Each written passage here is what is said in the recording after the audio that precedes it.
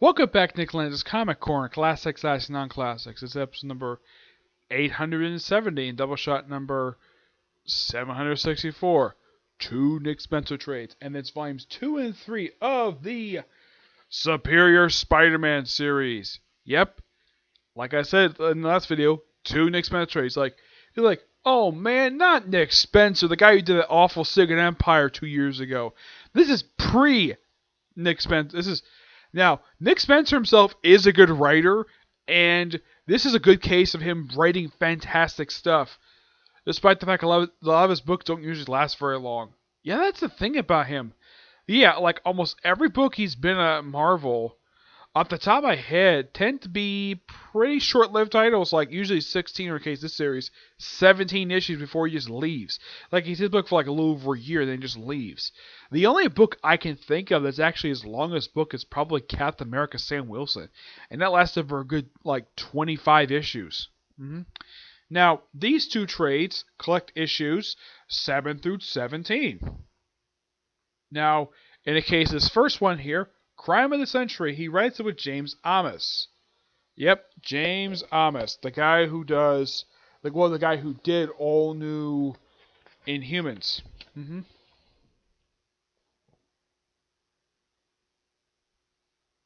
Yeah. James Amos writes issue 10. Yep, Nick Spencer does the first 9 issues, and then we have 2 filler issues done by 2 different writers. James Amos does issue 10, and issue 11 is done by Tom Payer. And here's the weird thing for issue 7 through 11. Different artists for every issue. 7 is done by Rich Ellis. 8 is done by Steve Lieber. 8 and 9 are done by Steve Lieber, who are the regular artists in the series. In the case of issue 10, this is done by several different artists because of several different stories. You have the recap art for this issue done by Gerardo Salvadaro and Andreas Macia. Filling in stories done by Carmen Nuzia Carrillo. Driven Trial and is New Politi. Trial and Terror. Salvia Cum. Avengers Speed Demon. Pepe Larota. In the case of issue 11, which has 3 stories in it. The first story is done by Will Seeley, which is Don't Feel Bad, You Can Be Good. The second one, A Grail Situation, which features the Grizzly. Yeah, a Jerry Conway villain who also Nick Spencer wrote from the pages of Ant-Man. Is done by Carmen Carino. And the last one, the writer of the issues is The Superior Looter. That's the last story for the last issue. That's done by Elliot Cullen with artwork by Nunzio Politi. Let's first talk about this particular first one.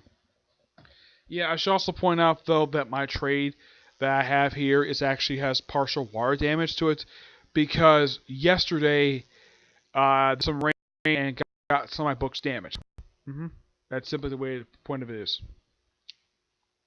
Yeah, the main characters of this series is the Sinister Six, or more like the Sinister Five, you know, so call them the Sinister Six, despite the fact there's only 5 people here. Who are these characters? Some people, you might recognize Shocker. Yeah, people know who Shocker is, so apparently Silrain doesn't know who the heck this guy is. Okay, who is this guy here? That is Speed Demon, originally known as the Wizard. Roy Thomas Green back in the 70s. He became the Speed Demon in issue 222 Amazing Spider-Man back in the 80s. This guy here, that's Fred Myers, currently a supporting character in Nick Spencer's run for Amazing Spider-Man. Originally started as a Hulk villain. Yes, at one point he was also known as Outback. And he's simply just a Captain Boomerang ripoff from Marvel's DC Comics. This woman here, this is Janet, aka the second Beetle. Yeah, she's the second person officially taking the Beetle. And here's something interesting about her. She's the daughter of another Jerry Conway character. She's the daughter of Tombstone, Lonnie Thompson Lincoln. Yep. As for this guy, he is a brand spanking new character. Unlike these other characters who only made the debut, like these 3 guys here, made a debut back in the 70s, Boomerang, Shocker, and Speed Demon. In the case of Beetle, she made her debut roughly, as of this year, about 7 years ago. Yeah, she's not been around very long. Yeah, She's actually the newest one of all these ones. OverDrive made his debut in the Swing Shift free comic dispatch that came out in 2007, and I believe he's a creation of Dan Slott.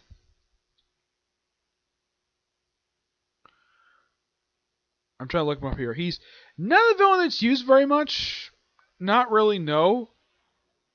Let's see if I can find him here.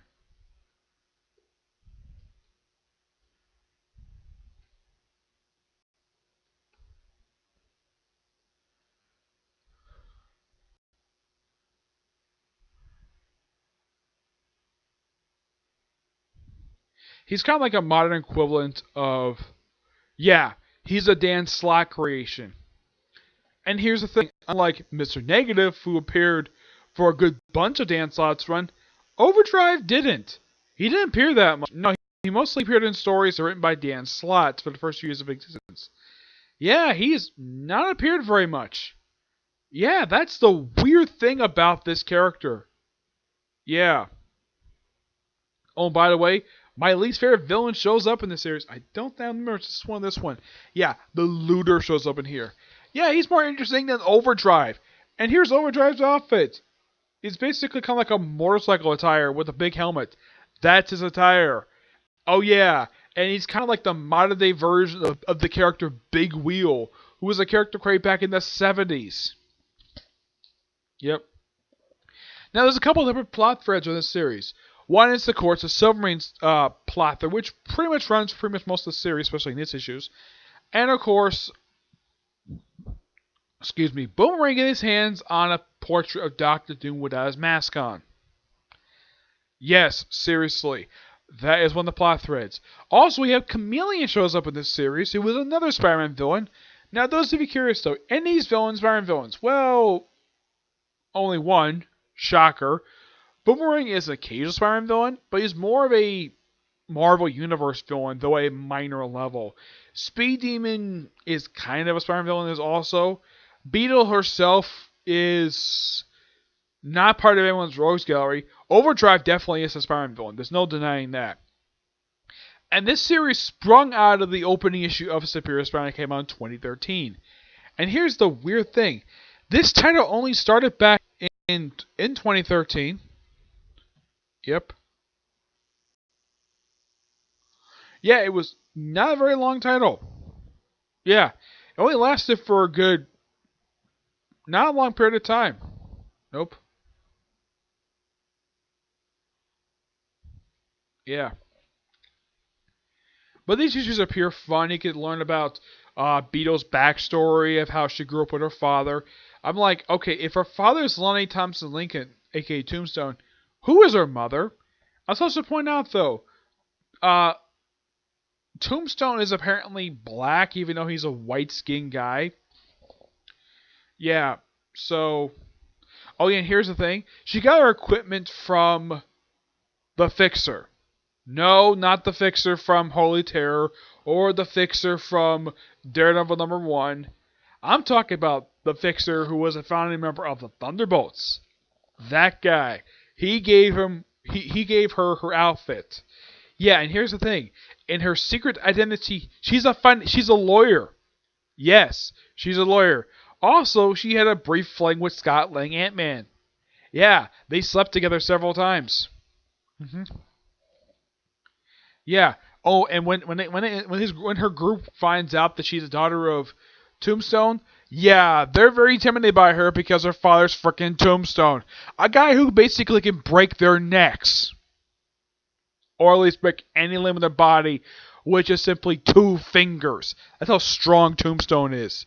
Yeah, and this is the guy who terrorized Robbie Robinson back in the 80s. Yeah, also put the guy in the hospital, even briefly put the guy in prison with him.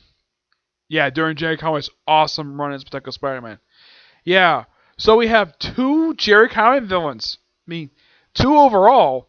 One character having the daughter of one. But in the case of who created these other ones, well, in the case of Boomerang, I don't remember who created this guy. We had the OverDrive as Dan Slott character along with Phil Jimenez. Let's see. Boomerang is a creation. I know Speed Demon is a creation of Roy Thomas. Yeah. Boomerang Wow, he's a creation of Stan Lee and Jack Kirby. Yeah, that's who created Boomerang. Beetle herself, I believe, is a creation of Colin Bunn. No, she's actually a creation of Ed Brubaker. Yeah, Brubaker created her.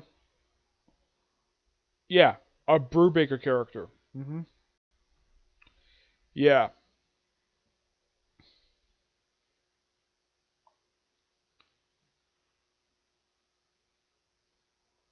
But now, Shocker is a creation of Stan Lee and John Romita Sr., I believe it is. Yeah, I know he inked his first appearance. Yeah, I was correct about Roy Thomas creating Speed Demon. His artist who created him was Sal Buscema. He was part of the Squadron Sinister. Yep.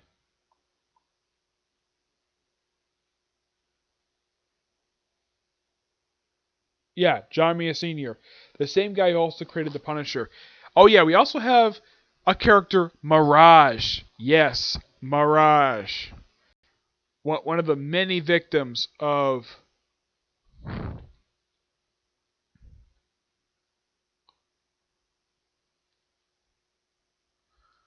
the Scourge of the Underworld. Let's see if I can find him here. Yeah, it's something though that.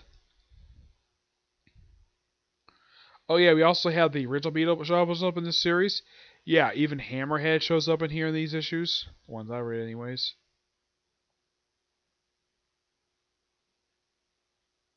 Let's see if I can find him here.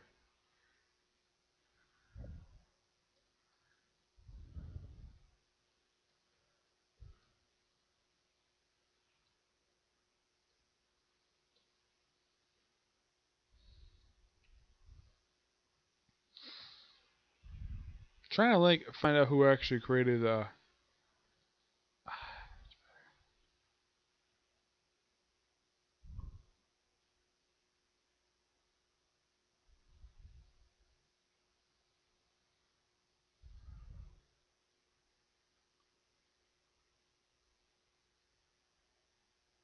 Here he is, Mirage.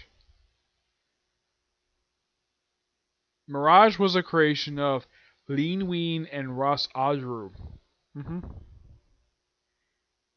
Yep.